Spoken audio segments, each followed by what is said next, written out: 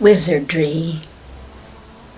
In our history in Europe, thousands of years ago, wizards did exist. The Druids were a society with many well-kept secrets, as they didn't write their history down. They had many practices that we might call magic today. But if you really understand quantum physics, the smaller particles underneath matter today, you understand that it works in certain ways. And wizards had ways of accessing other dimensions, information, healing, doing things we might call magic. This is just a short video, and I'm going to do two things. I'm going to explain my background and why I'm able to give you this information and why it works. And then I'm going to tell you the different secrets of the Druid, of their magic, of their wizardry that I will teach you. A large amount of that is available on a free interview at UWealth Revolution with me, Jill Mattson, and the link will be below for the free interview. Okay, here we go. My background. Well, I love physics. I love mathematics. I read quantum physics for fun. I'm also a musician and a composer. And the ancient Pythagoreans, they understood subtle energy, the stuff of magic that we can't see, that animates matter. They understood that as music and math. And indeed, I believe you can understand a lot of that by simply being a musician and a mathematician. I'm also a psychic. I channel. And I receive information, I believe, from other dimensions. It's time that we all learned these ancient secrets, ways of blending with nature, ways of capturing the forces of nature, communicating and understanding her, using her as a power source, becoming aware that we are nature. I have spent 20 years reading ancient societies. The Egyptians, the Chinese, the American Indians, many cultures.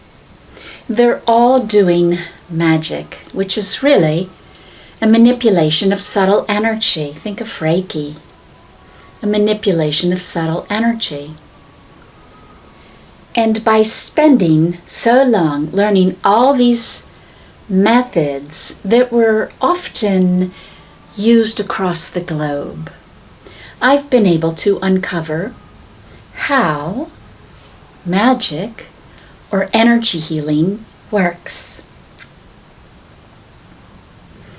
In my interview at UWealth Revolution, we're going to talk about the historical Druids. Just a little bit though, because that's available in books. And I'm going to spend time focusing on merging and blending with nature, using nature for healing, using nature to make talismans, find portholes, using nature to recycle really high healing energy and use it over and over.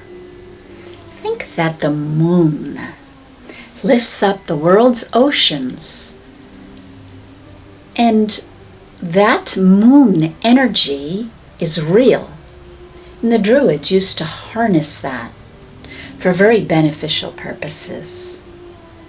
So in this interview, we're going to talk a lot and give you a lot of those secrets about how we can work hand in hand with nature, understand our communication, and benefit one another, and regain that connectivity.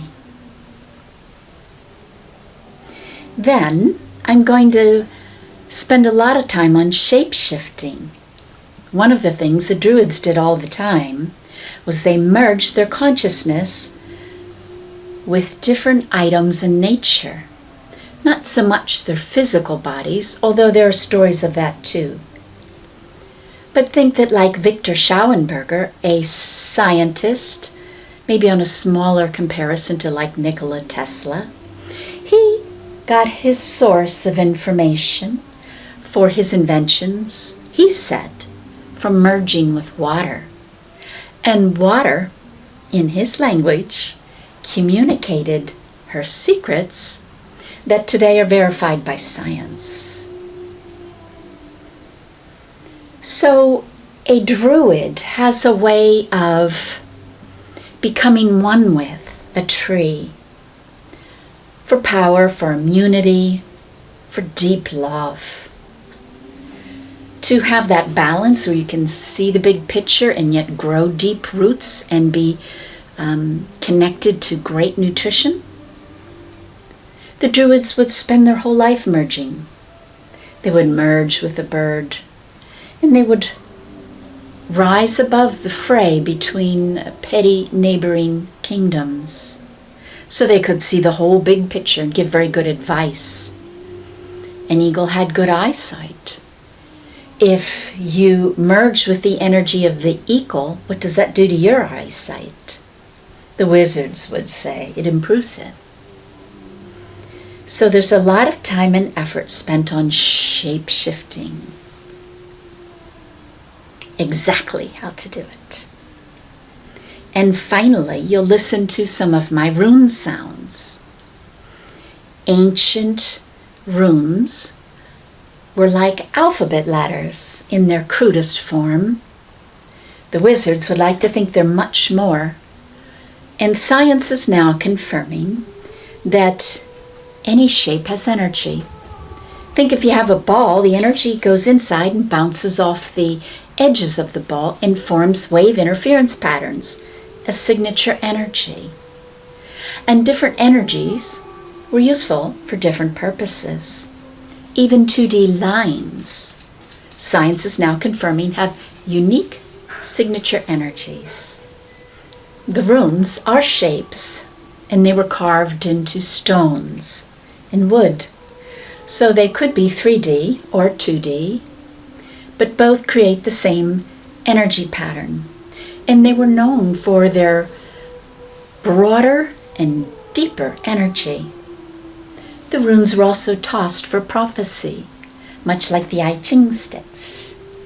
And that was based on an ancient understanding that time patterns repeated, and one could predict the energy of the future. Not necessarily who to marry or what clothes you should wear to that party, but more so you're going to go through a challenging time for your health coming up soon. That's a heads up, so that you really take care of yourself to minimize that energy. Or if it's a time when abundance is going to flow, you know it and you take advantage of it. That was the purpose of prophecy. And there are runes that you can buy, and you can use the runes for prophecy.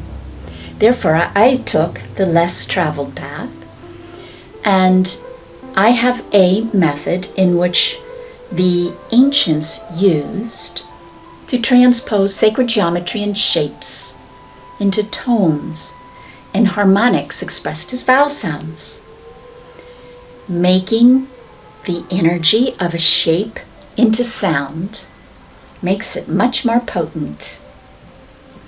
I have taken the 18 runes that are all positive energy, the things that the Druids valued most for their kingdoms, not really their kingdoms, but the kingdoms that they helped grow, learn, teach the values, heal the sick, and mend fences between different kings. And in that regard, the Druids were in a unique position to say, these are the things that are really valuable for people. And those are the runes. I've created them in sound. And they're quite unique, quite pleasant, and they work. So I hope you come and listen to the interview. Listen to the free show. It's about an hour and a half-ish. And listen to the runes. There's a lot of magic for you. It's just waiting for you to discover that you're the wizard. For real.